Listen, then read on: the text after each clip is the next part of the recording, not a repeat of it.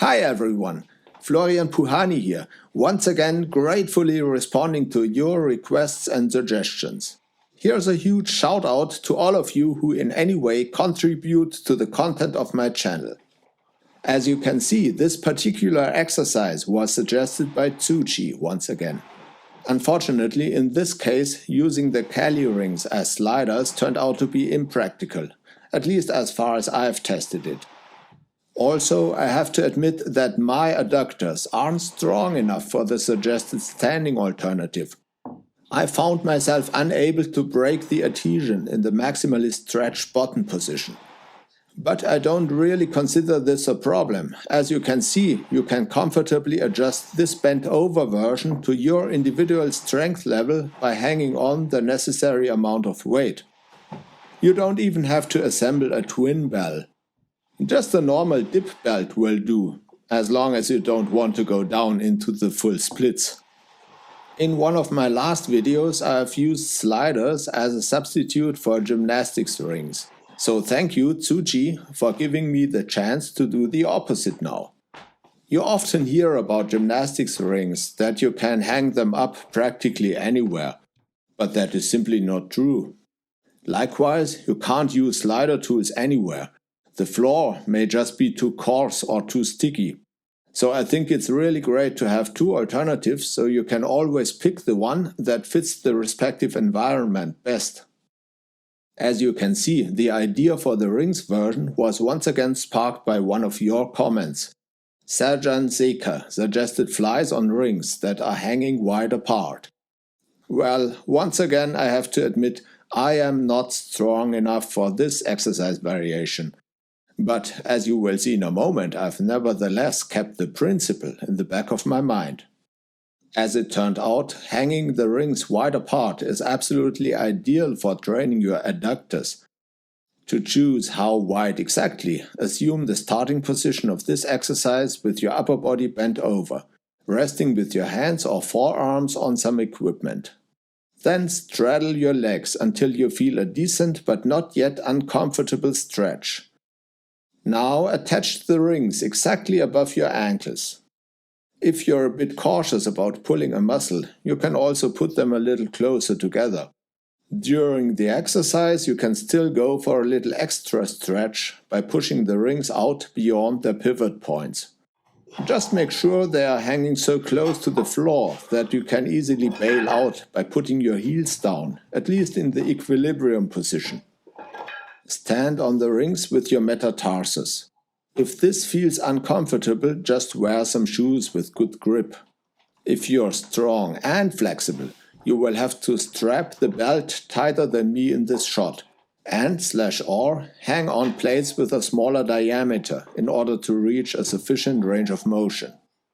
Stabilize your upper body with your hands on a flat bench or with your forearms on a stack of plyo boxes, for example.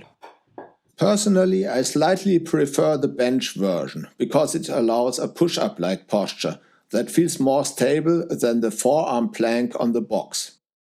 Always choose a prop that allows your hips to go higher than your shoulders towards the top position and sink below the height of your shoulders in the bottom position of the movement. I really like the strength curve of this exercise. Sufficient overload in the stretch position due to the perpendicular gravity pull of your combined weight, but also providing strong resistance in the top position due to the torque of the outward hanging rings that act as a pendulum. So it is really worth it to hold the peak contraction for a second. This bent over version gets easier the more you extend your hips, because that means evading the pull of your combined center of gravity, your pelvic region plus the extra weight. Sure, you're still closing your legs, but you aren't closing them in the frontal plane against the maximum resistance anymore. The comparison of these two pictures shows a glaring difference. Although my legs are fully adducted in both cases, the distance over which I lifted the weight is so much greater with my hips flexed than with my hips extended. So, extending your hips is cheating, right? Well, not necessarily. You can also put it to good use by prolonging your time under tension, performing a mechanical drop set. Lift the weight for as many reps as possible while keeping your feet as close to the bench as possible. Then add a few more reps, making them continuously easier by gradually extending your hips. Alternating between different angles of hip flexion has another advantage. When working together with the hip flexors, it is more the ventral or front parts of your adductors that is targeted, because they actually take part in hip flexion. Consequently, extending your hips also means activating the dorsal or rear parts of your adductors to a higher degree. Now, what if you prefer to adduct your legs with extended hips, but don't want the exercise to become easier because of that? This is what the upright standing version is for.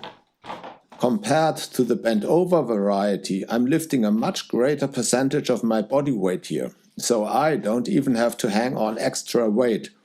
But of course, just like in a dip or a pull-up, you still can if you have stronger adductors than me. Depending on your individual flexibility status, you may have to readjust the distance between the rings. For instance, I can straddle my legs considerably wider with 90-degree hip flexion than with fully extended hips. Just like in the bent over version, you stand on the rings with your metatarsus, just behind your toe knuckles. You can best stabilize yourself in this position with your hands on the ring straps at shoulder height or any higher. Oh, and don't worry about cheating by pulling with your arms.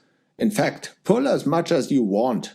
Your upper extremities have such a poor leverage here that it doesn't make any difference and will take hardly anything away from your adductors.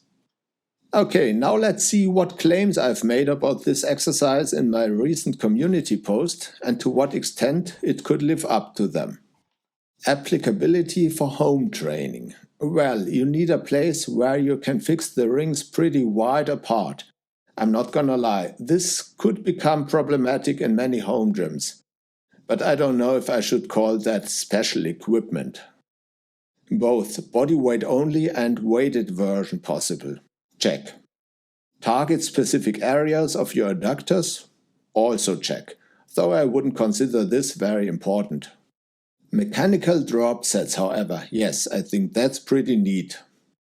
Range of motion individually adjustable. Sure, if you have the facility to hang the rings as wide apart as you need, your range of motion is only limited by your own mobility. Check. And last, but alas also debatable, low technical difficulty. Well, I think at least I've shown you enough of this exercise for you to be the judge of that yourself now. Now I hope this exercise variation and the way I've presented it meets your expectations. If so, please share the video, at least with anyone you think is lacking adductor development. Subscribe to my channel if you like and turn on the notifications. Also, I still have no problem at all reading and answering all of your comments, so please go on and challenge me in that department. Thank you for your ongoing support. My name is Florian, and I will continue to make an effort so that you don't get bored with your training.